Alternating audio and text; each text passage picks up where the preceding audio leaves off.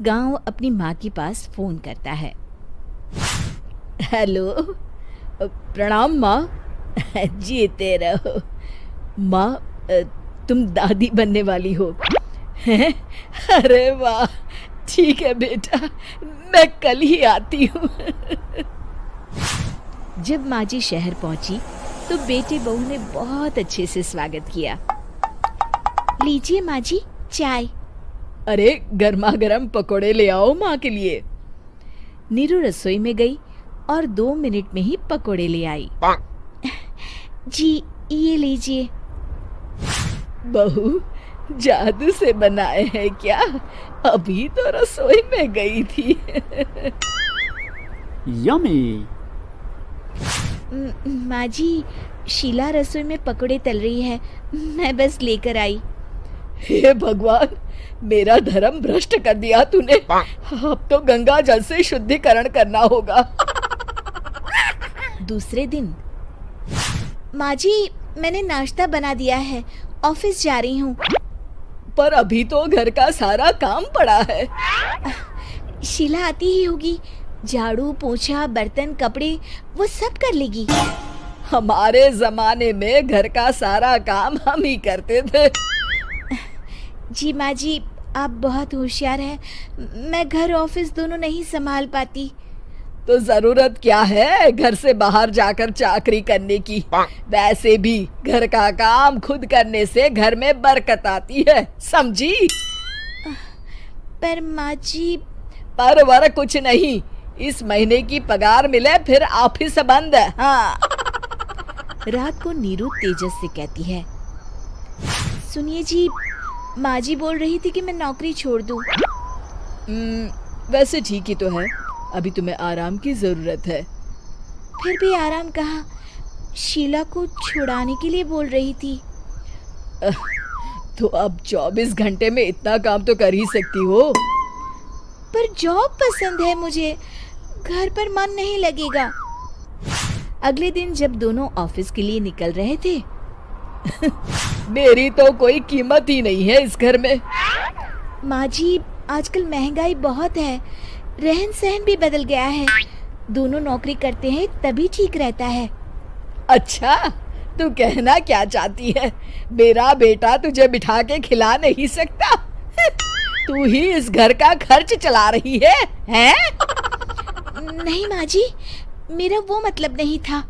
मतलब खूब समझती हूँ, ये बाल धूप में सफेद नहीं किए मैंने। हाँ। अब तो ये रोज का काम हो गया था। तेजस भी रोज की झिकझिक से परेशान हो गया था। एक दिन उसने कहा, नीरू, वैसे भी तुम्हें मैटरनिटी लीव मिलने वाली है, तो अभी से ही छुट्टी ले लो। पर क्या, मेरी सैलरी अच्छी खासी है। आखिर नीरू ने रिजाइन कर दिया। जब बच्चा हुआ तो घर में सब बहुत खुश हुए। कुछ दिनों बाद तेजस फाइल देख रहा था। क्या हुआ तेजस, कुछ परेशान लग रहे हो? हाँ, वो हमारी जितनी सेविंग्स थी वो तो हॉस्पिटल में और छठी के फंक्शन में खत्म हो गई है नीरू। और अभी वैसे मंदी चल रही है तो मैं बोल रही थी कल मुन्ना को हेपेटाइटिस का टीका लगवाना है। नीरू, क्या पोस्टपोन नहीं कर सकते? नहीं जी, बिल्कुल नहीं। अब तेजस को समझ में आ रहा था कि उससे गलती हुई है। पैसों की कमी का असर घर के माहौल पर भी पड़ रहा था। अगले दिन, बेटा मेरा चश्मा और ये दवाइयाँ ले आना, पर्चा देते हुए माँ जी ने कहा। जी। तेजस, मुन्ना के लिए दूध का डिब्बा और डायपर भी ले आना, और ये किराने के सामान की लिस्ट है, इसे भी लाना है। तेजस गुस्से में लिस्ट मरोड़कर फेंकता है और चिल्लाता है, पैसे क्या पेड़ पर उगते हैं? ये ले आना, वो ले आना। अरे पर ये जरूरत का सामान ही है। वो गुस्से में बिना कुछ कहे ऑफिस चला गया। अरे लंच तो ले जाइए। नीरू दौड़कर डिब्बा पकड़ाती है। एक दिन खाना खाने के बाद, नीरू, अब तो मुन्ना कुछ बड़ा हो गया। तो अब तुम वापस ज्वाइन कर लो ना जॉब। पर इस रिसेशन में जॉब मिलना बहुत मुश्किल है। ट्राई तो करो। फिर मुन्ना? माँ जी है ना, और एक फुल टाइम मेड भी लगा लेंगे। पर माँ जी, उन्हें तो पसंद नहीं।